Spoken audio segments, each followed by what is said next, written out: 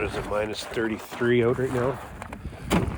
Oh, and I can feel that wind already. I think I'm just going to make my way down to the office. Oh, got a cold stuck in my nose. Winter I'm getting tired of. Making my way down to the office to do some work for the convention that's coming up at the end of the week. And I got to plan the AGM because I am chairperson of the association. I often wonder why I put so much time and effort into this type of work. I really don't have time for it. There's other things I have to get done on the farm, and my brother could use me over there to just help do a few things around the corners, and we're in the middle of planting season with this huge weight of risk on top of us for tariffs and all that kind of good things.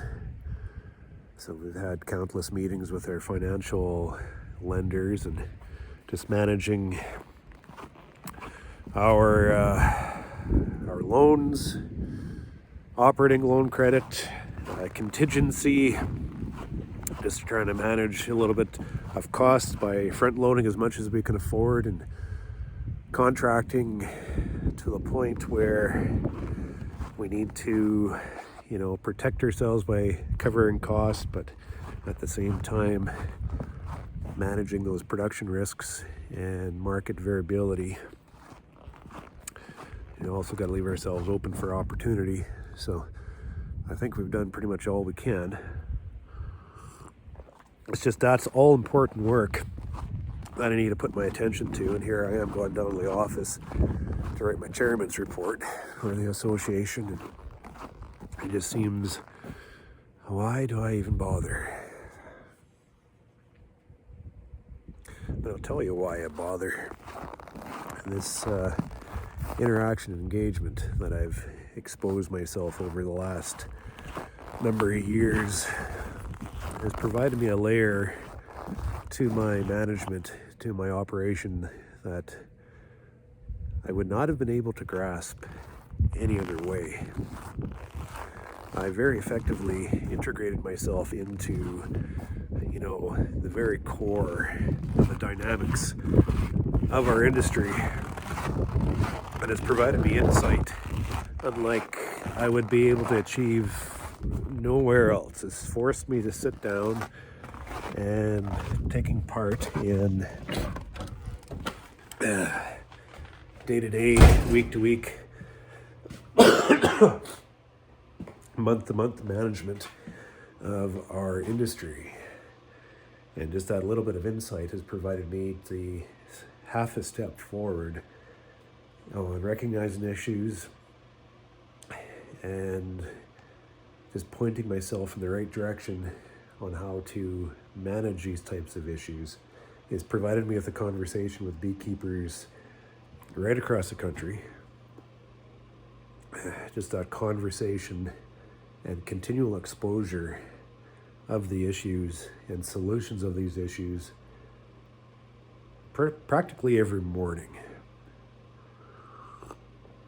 And it wasn't for my involvement of the association, I wouldn't be exposed to that conversation, and I'm afraid I would be lagging behind the development of the way we need to manage our bees, as this industry is, we're being caught as beekeepers. The industry is evolving, like the agricultural industry, and beekeepers we're left behind, and we need to step forward to be able to manage these issues as we work to do that. Someone told me once who knows the bees across the entire continent because of their active involvement in making sales to beekeepers right across the continent, that he notices it seems to be the beekeepers who engage on more of a social sense seem to be able to recognize and take those progressive steps to manager bees and a successful outcome than the beekeepers who aren't as exposed. And as I continue a conversation, I think it's very important for us to move out of this challenge. At any rate, I feel about as good as I sound, and it just adds to my grumble of the day. So I'm not sure if this will make for a good start of my chairman's report.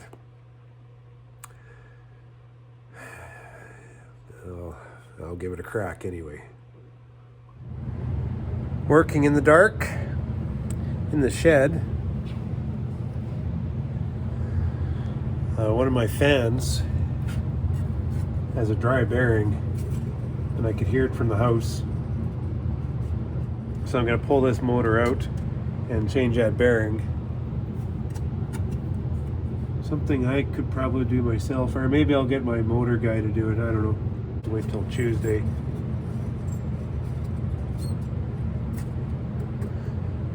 This is how a place is burned down. So you have to make sure you keep on top of this kind of stuff. So I have that, and I'm just kind of poking around in the shed, and you hear the fan going, so that's a really good sign because there's heat. It's like 25 below outside, and I have a good amount of airflow coming through. It's 4 degrees in the shed right now. But I'm starting to lose sight of them. They're moving up. I hate when they do that because I can't see them anymore. So I'll have to go get one of those infrared guns just to see my babies and calm me down. But that fan's telling me everything's all right, except some of these nukes. Well, they're looking a little bit small. You're gonna have to excuse my camera because it's going all on me. I'll have to get another one. Here's a nuke that I thought was looking all right, and this is actually not a nuke, it's a swarm we caught. Just waste my time catching swarms because they're literally all in there. So frames of honey anyways. Frames full of feed.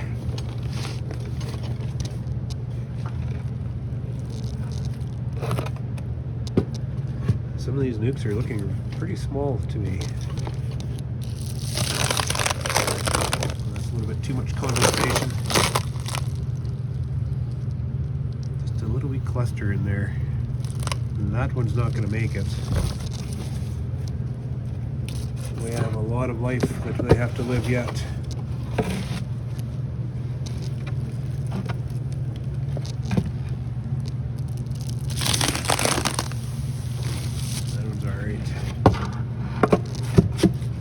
Thinking some of these nukes I'm going to have to probably boost in the spring. I was hoping they were better than they are looking right now, but can't get that lid off.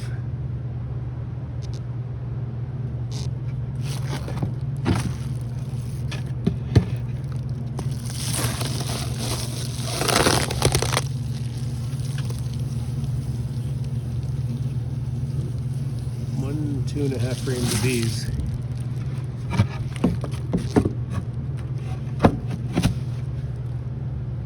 Yay.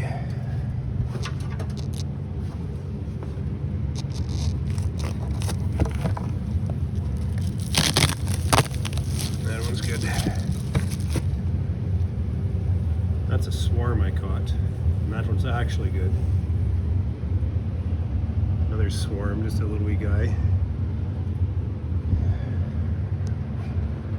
I hate this time of year. It'll be the March pretty soon.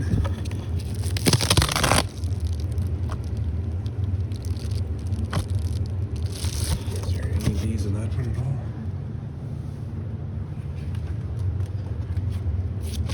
Yeah, if I could just add a pound of bees to every one of these nukes. Oh yeah, they're just tucked way down in there. That's about 1, 2, 3 frames near the front. This one's packed full of bees. Sheesh. I wonder if they have enough food. Nope.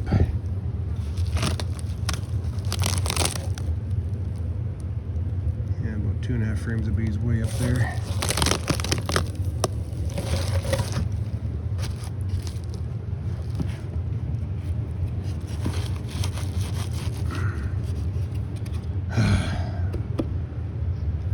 That is my first shitty looking colony for the year.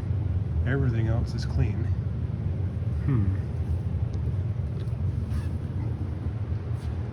Everything else looks clean. But we're not out of February yet.